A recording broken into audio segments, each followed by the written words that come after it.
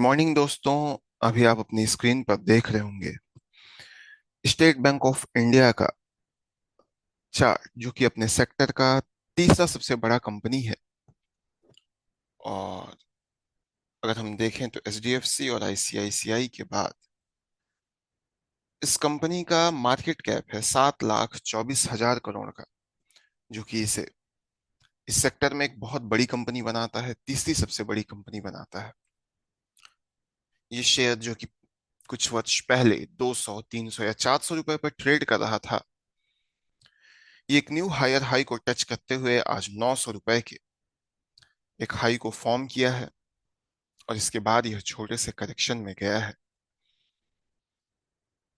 और जब हम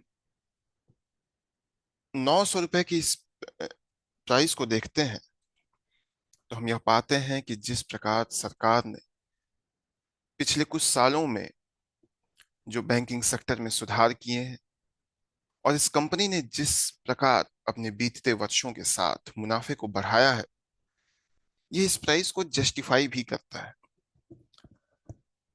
तो जब यह स्टॉक एक करेक्शन में गया है, तो हम यहाँ से एक न्यू एंट्री पॉइंट को आइडेंटिफाई करेंगे। हम यह देखेंगे कि एलियट वेव थ्योरी को किस तरह से यूज किया जाता है किसी भी स्टॉक में एंट्री पॉइंट को आइडेंटिफाई करने के लिए, जब कोई स्टॉक करेक्शन में जाता है। तो ये चार्ट,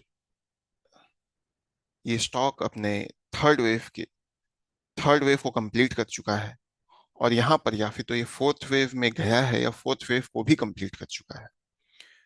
जब कोई स्टॉक अपने फोर्थ वेव में जाता है तो स्टॉक या फिर तो प्रीवियस मूव का मिनिमम 38% रिट्रेस करता है और 50% से कम रिट्रेस करता है। तो हम यह देखेंगे कि ये स्टॉक 50% से कम, जो कि 760 का एक लो बनाया, और इसके बाद यह रिवर्सल ले लिया।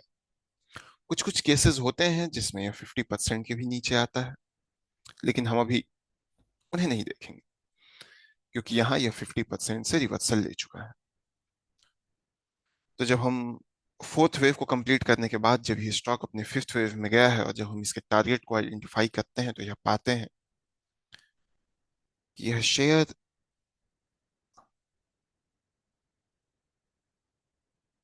अपने फिफ्थ वेव में 950 रुपए के 952 रुपए के एक टारगेट को दे सकता है। और फिफ्थ वेव में 950 रुपए का टारगेट इसलिए भी आता है क्योंकि जो फोर्थ वेव होता है उसका 127% जो है वो फिफ्थ वेव में मिलता है हमें। हम किसी भी चीज को श्योरिटी के साथ स्टॉक में कभी भी नहीं कह सकते हैं। ये एक तरह का एजम्पशन होता है, एक तरह का फोरकास्ट होता है, ये एनालिसिस होती है। हाँ, लेकिन एलियट वेव ऐसा है जिसमें मोर देन 90% या 95% केसेस में जो प्रेडिक्शंस होते हैं ये ट्रू होते हैं।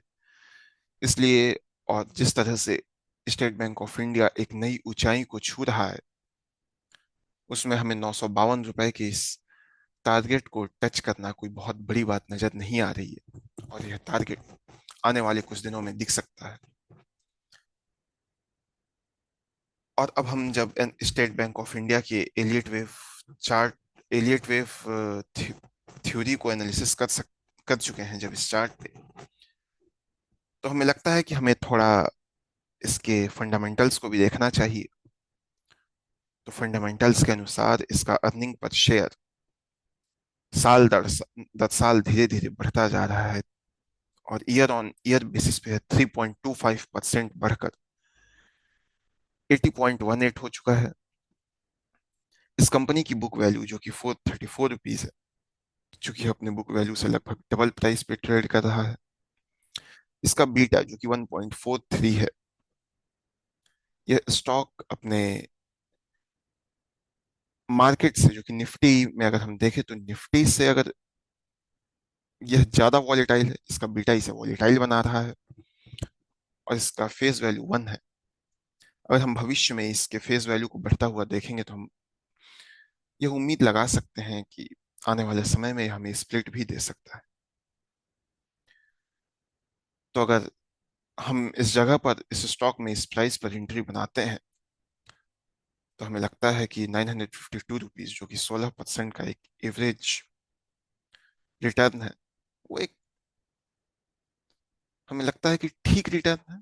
एक छोटा सा रिटर्न जो कि डेसेंट रिटर्न कहा जाता है, वो मिल सकता है। ये एनालिसिस किसी भी तरह से कोई बाइंग या सेलिंग रिकमेंडेशन नहीं है।